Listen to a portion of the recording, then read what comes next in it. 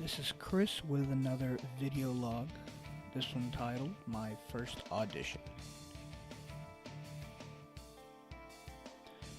So with the first audition looming over my head, it's about 2 hours away from now, sitting here preparing, scanning over YouTube, trying to do anything that I can to make sure that I don't mess this up.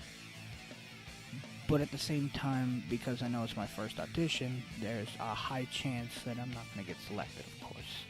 And that's okay. You know, there's not this audition, there's next audition. Things like that it's a mentality I've learned recently. Keep looking forward to the next thing, because the next thing might be the one that gets you there. Things like that keep driving me forward, keep pushing me. I definitely was not like this last year. Last year I was dealing a lot with the self-esteem issues, depression. Not even just last year, just my whole life. I've always felt, maybe you're not good enough to do this, or oh, you could try this, just maybe in a more background role, not anything on the foreground. And recently, it's things that have kind of pushed me to this certain stage where I'm like, you know what? No, I'm gonna go for it, even though I'm not qualified. I'm not ready for it, by no means. But there's a lot of things in life you have to do that you're just not ready for. So just get out there and do it. What's the worst that could happen? They say no. Okay, go to the next one. Your voice might not just be right for that role. Simple as that. But if you impress them, if you impress the voice director, if you impress the audio engineer, then they'll think about you next time an audition rolls around. Hey, I know this person would be pretty good for this role that I'm doing next. Why don't we bring him in, have him read for that? And a lot of voice actors I've seen have this mentality. At the Paradise City Comic-Con panel for Matt Mercer's voice actor thing, I learned a lot, and I referenced that video a lot. I've watched it several times over and over to try and just sink those lessons into my head. A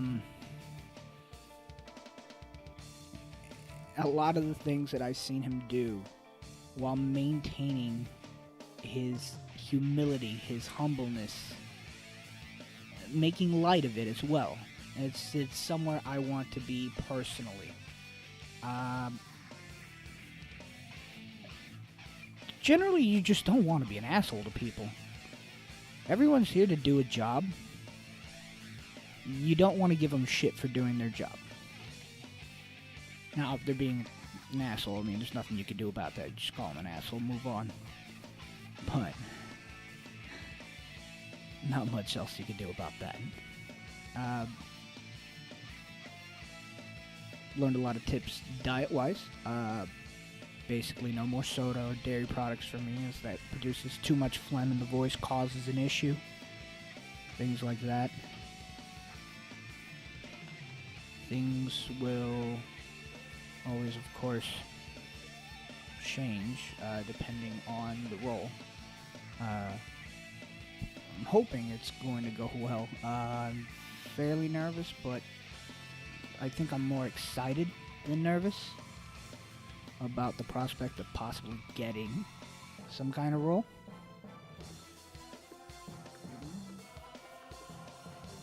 I'll be going to this audition now in Miami.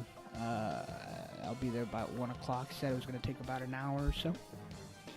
Once I get back from that audition, I'm going to go ahead and record a second part for this as a follow-up, explaining how it went, how everything goes, what I could do better, what advice they gave me to prepare on.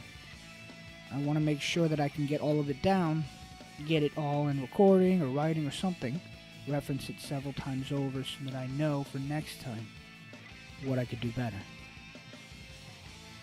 I'll be right back. Gonna go audition.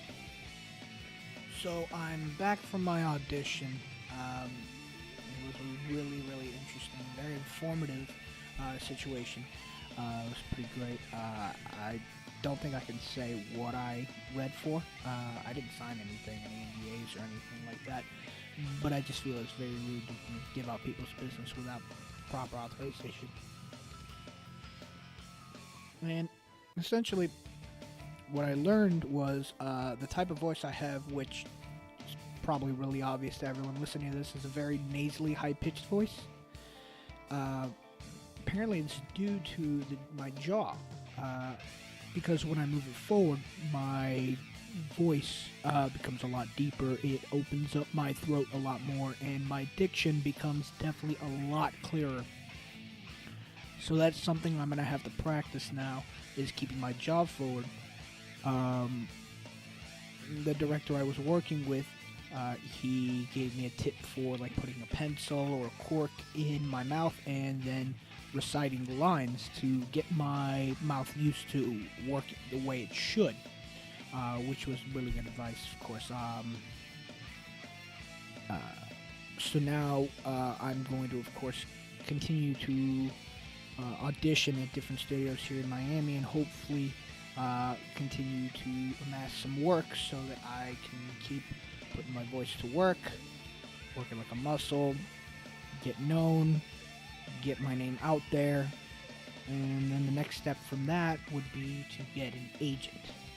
Getting an agent, getting an audio tape all set, somehow moving from here to the West Coast or possibly Texas if I get into Funimation or something. But that's the plan. This is getting out of, South Florida, going to where the rest of the work is. There's a lot of interesting things that you can do with a voice just from a slight movement of your mouth, and I find it very informative is a good word for it. I'm definitely learning more about my mouth now than I ever thought I would. And it's really opening my eyes up to the possibilities of things that I can do. I mean, who knows? I might end up being like the next SpongeBob or Bart Simpson with my high-pitched nasally voice. If I ever get that, I'll never have to work again. I'll just continue working on that show for 30 seasons. Just wanted to go ahead and sign off here now. Looking forward to working more. Expect another video from me tonight as I do my first interview with another dreamer. Have a good day, guys. Thanks for listening.